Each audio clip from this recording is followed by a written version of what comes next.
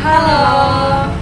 Di sini kami akan menjelaskan materi bab 2, yaitu ciri-ciri perlawanan terhadap penjajahan bangsa Eropa sampai awal abad ke-20. Silakan disimak ya videonya.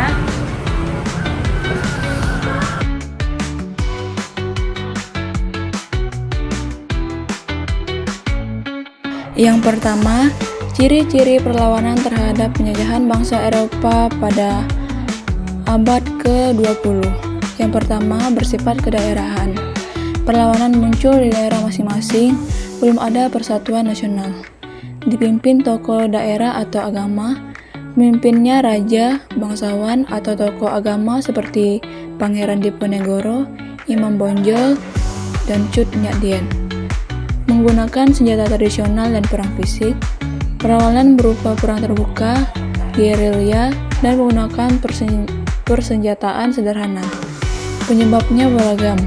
Penindasan Belanda itu pajak, kerja paksa, monopoli, campur tangan budaya dan agama, rebutan kekuasaan dan wilayah.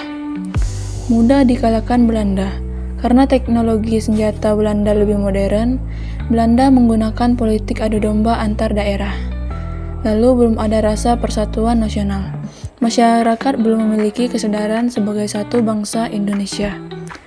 Memasuki awal abad ke-20 mulai berubah, yaitu perlawanan tidak hanya fisik, tapi berkembang menjadi gerakan organisasi modern, yaitu Budi Utomo 1908, Sarekat Islam 1911, fokus pada pendidikan, politik, dan persatuan nasional. Yang kedua, bergantung pada pemimpin karismatik. Perlawanan terhadap penjajahan di Indonesia pada umumnya bergantung pada kepemimpinan tokoh-tokoh karismatik seperti raja bangsawan atau pemuka agama. Karakteristik perlawanan sangat bertumpu pada karisma pemimpin. Contoh sejarah, hal ini terjadi dalam Perang Makassar Sultan Hasanuddin, Perang Padri Tuanku Imam Bonjol, Perang Jawa Pangeran Diponegoro, Perang Tapanuli Sisingga Manggaraja, dan Perang Aceh Tuku Umar. Yang ketiga, perlawanan bersifat fisik atau mengandalkan kekuatan senjata. Teknologi persenjataan modern belum dikenal masyarakat Nusantara ketika itu. Perlawanan yang mereka lakukan mengandalkan berbagai jenis senjata tradisional khas daerahnya seperti rencong, kelewang, pedang, dan keris. Meskipun bukan karena senjata tradisional itu lebih ampuh daripada senjata modern Belanda, melainkan karena semangat rakyat Nusantara untuk melawan kesewenang-wenangan Belanda. Lalu yang keempat, mudah dipecah belah. Divide et impera, yang artinya pecah belah dan kuasai adalah siasat jitu penjajahan kolonial Belanda, menaklukkan perlawanan-perlawanan di Nusantara. Kaum penjajahan dianggap lawan oleh para penguasa daerah di Nusantara ketika mereka dianggap mengancam kepentingannya.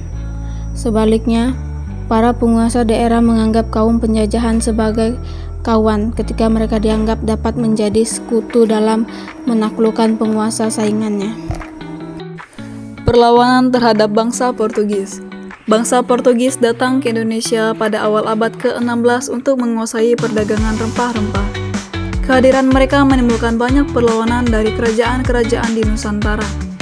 Perlawanan utama: perlawanan di Malaka 1511, perlawanan di Ternate Maluku, perlawanan Sultan Babula 1570 hingga 1575, dan perlawanan di Aceh.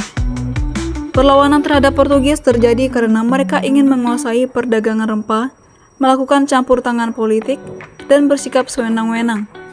Perlawanan terbesar dipimpin oleh Sultan Babula yang akhirnya berhasil mengusir Portugis dari Ternate. Selanjutnya, perlawanan Kesultanan Ternate. Kesultanan Ternate merupakan salah satu kerajaan Islam besar di Maluku yang terkenal karena kekayaan rempah-rempah, terutama cengkeh. Kekayaan inilah yang membuat bangsa Eropa, Portugis, Spanyol, dan Belanda berusaha menguasai wilayah tersebut. Lalu perlawanan Kesultanan Demak. Kesultanan Demak adalah kerajaan Islam pertama di Jawa yang berdiri pada awal abad ke-16. Selain berperan dalam penyebaran Islam di Nusantara, Denmark juga terlibat dalam serangkaian perlawanan untuk menentang kekuasaan Portugis di Malaka dan mengusir pengaruh asing yang dapat mengancam perdagangan dan kekuatan politik di Jawa. Selanjutnya, perlawanan Kesultanan Aceh. Kesultanan Aceh Darussalam merupakan salah satu kerajaan Islam terkuat di Nusantara pada abad ke-16 hingga awal abad ke-20. Selain berperan sebagai pusat perdagangan dan penyebaran Islam, Aceh juga dikenal sebagai kerajaan yang paling gigih melawan bangsa asing, terutama Portugis dan kemudian Belanda, VOC atau Hindia Belanda. Selanjutnya, perlawanan terhadap kolonialisme Belanda. Yang pertama, perlawanan kerajaan dan lokal. Pada tahap awal, perlawanan dilakukan oleh kerajaan-kerajaan di Nusantara yang merasa kedaulatannya ditantang oleh VOC atau Hindia Belanda. Contohnya, perlawanan Kesultanan Mataram dipimpin Sultan Agung, Perang Diponegoro tahun 1825 sampai 1830 dipimpin Pangeran Diponegoro, perlawanan Kesultanan Aceh 1873 hingga 1904, perlawanan Kesultanan Ternate dan Tidore, Perang Padri di Minangkabau 1821 hingga 1837, dan Perang Bali, Perang Banjar, dan Perang Patimura di Maluku 1817. Yang kedua, perlawanan rakyat. Selain kerajaan, perlawanan juga muncul dari rakyat yang menolak penindasan sistem kolonial seperti pemberontakan petani Banten 1888, perlawanan Sisingamaraja 12 di Batak, perlawanan Teuku Umar dan Cut Nyadien di Aceh. Yang ketiga, perlawanan modern dan organisasi. Memasuki abad ke-20, bentuk perlawanan berubah dari perang fisik menjadi perlawanan organisasi dan diplomasi, dipengaruhi pendidikan dan kesadaran nasional. Organisasi penting dalam fase ini adalah Budi Otomo 1908, Sarekat Islam 1911, Indisci Partit, Perhimpunan Indonesia, Partai Nasional Indonesia atau PNI, dan Pemuda dalam Sumpah Pemuda 1928. Yang terakhir atau yang keempat, hasil dan dampak. Perlawanan panjang tersebut akhirnya melahirkan semangat nasionalisme yang mengarah pada Proklamasi Kemerdekaan Indonesia pada 17 Agustus 1945, runtuhnya kekuasaan kolonial yang telah berlangsung ratusan tahun. Selanjutnya, perlawanan terhadap pemerintah kolonial Belanda. Perlawanan terhadap pemerintah kolonial Belanda berlangsung dari abad ke-16 hingga awal abad ke-20. Perlawanan ini muncul karena Belanda melakukan monopoli perdagangan, menerapkan pajak tinggi, kerja paksa, merampas tanah, serta menghilangkan kedaulatan kerajaan-kerajaan lokal. Bentuk perlawanan berkembang dari perlawanan fisik menjadi perlawanan berbasis organisasi modern, diplomasi, dan kesadaran nasional. Selanjutnya, dampak penjajahan bangsa Eropa. Kedatangan bangsa Eropa seperti Portugis, Spanyol, Belanda, dan Inggris membawa pengaruh besar bagi kehidupan masyarakat Indonesia. Dampak penjajahan terjadi dalam berbagai bidang, baik negatif maupun positif, meskipun sebagian besar dampaknya merugikan rakyat Indonesia. Kedatangan bangsa Eropa membawa pengaruh besar terhadap perkembangan agama di Indonesia, terutama agama Kristen dan Katolik. Dampaknya dapat bersifat positif dan negatif tergantung sudut pandangnya. Penjajahan bangsa Eropa membawa pengaruh besar terhadap perkembangan kesenian di Indonesia.